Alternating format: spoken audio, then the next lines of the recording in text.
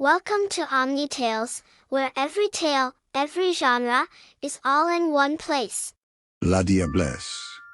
As children, we had all heard tales of Madame Dahlia, a woman as alluring as she was venomous. She was a constant at bars, ensnaring wealthy men to sustain her opulent lifestyle. But time had been especially cruel to her, and as the years passed, her beauty faded, replaced by a gnawing hatred for the youth she had lost. Her feminine charms waned, her bones grew weary from endless nights of drunken revelry, and the opulent life she adored began to slip away. In desperation, Dahlia turned to the Witch of the Bog. A shadowy figure whispered about in fearful tones. The witch's shack was a place most avoided. Those who ventured there were in dire need of magical intervention. Dahlia, driven by a fierce desperation, approached the shack, her heart pounding like a drumbeat of impending doom.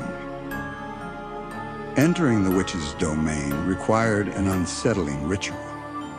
Dahlia walked backward into the shack like those before her, feeling the oppressive darkness close in around her. In a corner where shadows writhed like living entities sat the witch, her ringed eyes piercing through the gloom.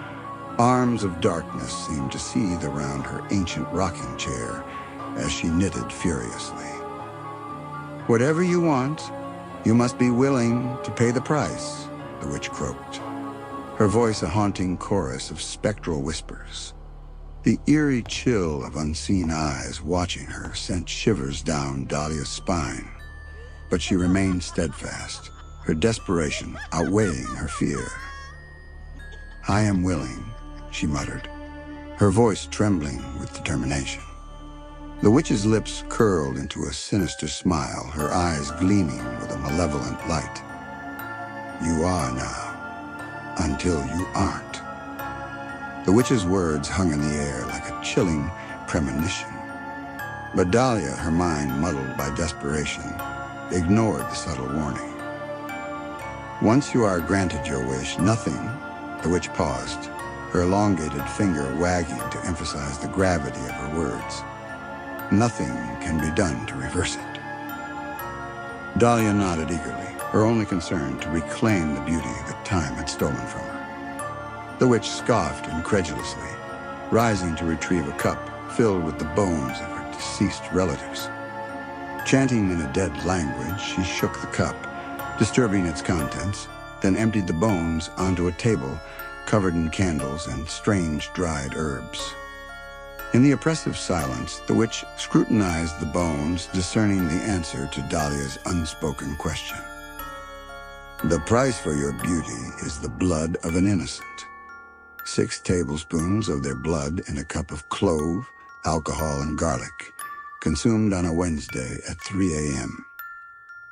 A sickly dread washed over Dahlia, her stomach churning at the horrifying demand. Could she commit such a heinous act? Fleeing the shack with the witch's maniacal cackle echoing in her ears, she couldn't shake the ominous price from her mind. Days passed, and she tried to bury the encounter in the recesses of her mind, attending to her usual activities. But the hard reality of change came when Big Ben, her most generous benefactor, turned his attention to a younger, more beautiful woman. Men who had always offered petty gifts in cash began to ignore her, and the painful truth of her fading allure drove her to the brink of madness. Weeks passed with Dahlia locked up in her home, the once plentiful food supplies, as per Big Ben's generosity, dwindling. Desperation gnawed at her sanity, loneliness amplified her despair, and the thought of losing her luxurious lifestyle pushed her to the edge. Consumed by a dark resolve, Dahlia did the unthinkable. On a moonless night, where only restless spirits wandered and conversed, Dahlia snatched a newborn from the home of newly moved-in neighbors. Her heart, once merely desperate, now beat with a sinister resolve. The baby's wails pierced the silent night, a harrowing plea for its mother that echoed through the darkened valley of trees. Dahlia trudged deeper into the forest, a labyrinth of dense trees that wove an impenetrable blackness. The shadows seemed to swallow her whole, but she pressed on, the cries of the infant growing fainter as her heart blackened further with each step. At last, she reached a spot far from any human settlement, surrounded by the ominous silence of the woods. There, she lit a candle and followed the witch's ritual with exact precision, her hands steady, her mind void of remorse. The baby's cries ceased abruptly, the forest holding its breath in eerie silence. As she completed the grim ceremony, Dahlia realized with a sudden, cold dread that she had lost her way, as the candle flickered almost lifeless before the wax was fully devoured by the flames. The forest, an endless sea of shadow, offered no hints for her return. Panic began to set in, but before she could react, an excruciating pain raked through her body. It felt as though molten lava flowed beneath her skin, boiling through her veins. Her screams rent the air, overpowering the night sounds until her throat was raw and hoarse. "Here, take a look." The familiar, sinister voice of the witch slithered through the darkness as the pain ebbed to a dull throb. Dahlia looked up to see the hag standing before her, lifeless eyes reflecting a chilling smile. In her outstretched hand, she offered a mirror.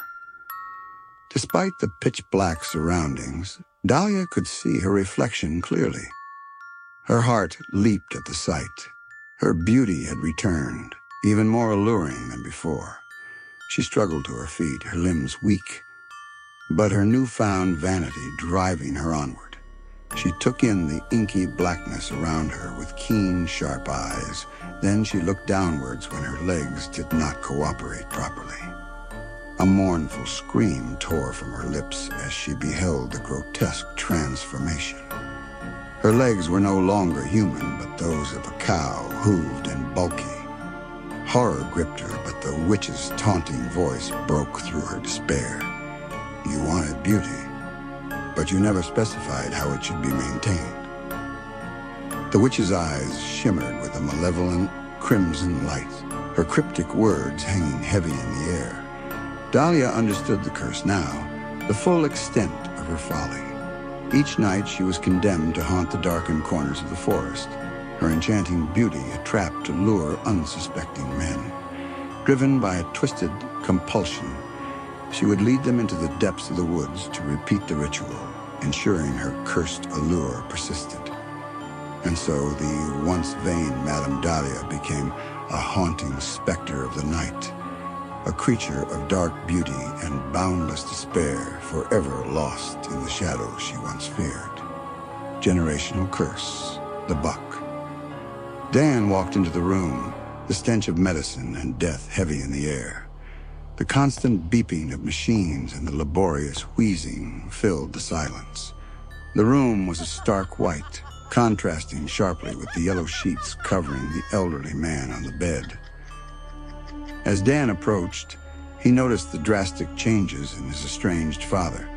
Where once black-peppered hair had adorned his head, now sparse, pearl-white strands clung to a scalp ravaged by age. Patrick Wheeler looked so fragile atop the small bed that Dan had to fight the urge to cry. This wasn't the man who had once demanded that he never speak to him again. Dan reached to hold his father's hand, but a strange skittering noise from the corner of the room made him jump and turn toward the sound. His eyes searched and lingered, but there was nothing to be seen except the bland floors and walls of the room dedicated to housing Mr. Patrick. Swinging his eyes back to his father, he jolted at the sight of his father peering eerily at him. They regarded each other, neither willing to lower his pride and apologize first. The noise came again, closer this time, but still nothing could be seen in the small room. Opting to hold his father's hand, Patrick refused even this simple gesture, instead pointing to the book on the table near his bed. Curious, Dan retrieved the book and handed it to his father, who weakly shook his head. Understanding his intention, Dan dragged a nearby chair and opened the book, realizing it was Patrick's journal. Settling in, he flipped a page and began to read aloud. September 11th, 1973. Today I had to bury my mother in the cold ground with only the clothing on her back and the shoes she wore every Sunday to church on her feet. How pitiful that no expense could be spared for even a coffin, as the money we have left is to buy food to feed 5 mouths. I work and work, and yet the scraps I make could only do so much. Being the eldest is the worst burden one could ask for in this life. On and on, Dan read, smiling as his father's life slowly unfolded, revealing the struggles he had endured while growing up. And he began to grasp why his father had such a determination to become rich, when his life as a young man was riddled with hardships meant to break him. March 5th, 1982. Linda was the woman for me, and I knew it from the first moment I saw her. But now she is forbidden to see me, as I have nothing to offer my lady. If only I had been born rich. If only I didn't have so many responsibilities. March 26, 1982. I did what they said and finally caught it. And now it lives in a room in my already cramped deceased mother's home. It eats fruits and loves milk, goat milk in particular, but it has yet to grant me a wish. Dan paused after reading this particular journal entry, utterly confused by the unexpected turn of events. What had he caught that could grant wishes? A genie. Chuckling to himself, Dan read on, his amusement growing. April 10th, 1982. I didn't expect it to ask for it, but I had to, for the benefit of a better future. I still have nightmares from her screams. I certainly regret offering my sister, but it is for the greater good. It has to be. Dan frowned, utterly bewildered by the bizarre writing of his father, who, from these writings, appeared mentally insane. No wonder, he thought, as it would give some kind of explanation for his father's strange ways. Continuing, he glanced at his dad, whose eyes were open as he listened to him read aloud. July 12, 1982. It really works. It truly works. I never have to worry about food, shelter, or money anymore. My business is doing better than fine. It's expanding and doing very well. I am pleased to finally marry my darling love, Linda Pierre, and I am excited to begin a new chapter of my life. February 1st, 1990. Now I am down to one sibling, and I am richer than I could ever imagine. I want to expand into other cities, but the price may be too much to bear this time around. I know my wife can make another child, but I dearly love Kristen. His eagerness to learn and explore endears him to my heart. But I may have to say goodbye to him soon if I am to accomplish my new goal. Dan closed the book then and looked at his father, who was visibly shaking from his silent sobs. Clearly, to Patrick Wheeler, this was very real. And if it were so, he was far more evil than Dan had ever imagined. He dreaded continuing, but had to know what happened. What his father decided, though, he could guess. Since none of his siblings had survived his father's greedy ambitions. Blinking slowly, he considered if this was why his mother had left his father and returned to her hometown with him. Exhaling deeply, he opened the journal and began again. April 1990. I gave in to the darkness and gave my son to it, as I did my siblings. But the benefits are more than I can imagine. I have gained what I want, and I am all the happier for it. But Linda has begun to decline. Her happy demeanor is nowhere to be found. Her grief has not lessened in the past 2 months. But I am sure with time, vacations, or even gems and houses, I can help her through it all. May 1995. Its appetites have become ravenous. It wants to form an attachment to my bloodline, in exchange for wealth for generations. However, my lineage would be subservient to it. Although I have all the wealth I can imagine, my life is falling apart as Linda has left me with our son after our little girl died. Now everything I have worked for is slipping from my fingers. Despite my pleading, she says I am a monster and unfit to raise my son. She won't even take any monetary help from me. What was the point of my sacrifices if I can't be happy with her? Swallowing, Dan placed the book down and looked at his father, whose eyes were pinned to the corner of the room, his tears turning into silent sobs. There came the noise again, a strange clicking sound that was absolutely inhuman, making Dan break out in goosebumps. Desperate for some kind of resolve, Dan turned back to the book and reopened it to read the final entry. 2010. Little did I know that with every death, small pieces of my soul were being devoured as well. It's keeping me alive until it has no further use for me. I see it everywhere I go. I hear it following me, always following me, that incessant clicking. Now I know that I have doomed my son and his offspring and everyone down the line to be a slave to it. A devil. That's what I'd made a deal with. My poor, poor son.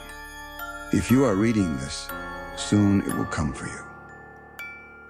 Before Dan could lower the book, there, crouching on the stomach of his weeping father, was a child-sized, heinous thing with bottomless eyes, a heavily hairy body, and sharp claws at the end of each hand.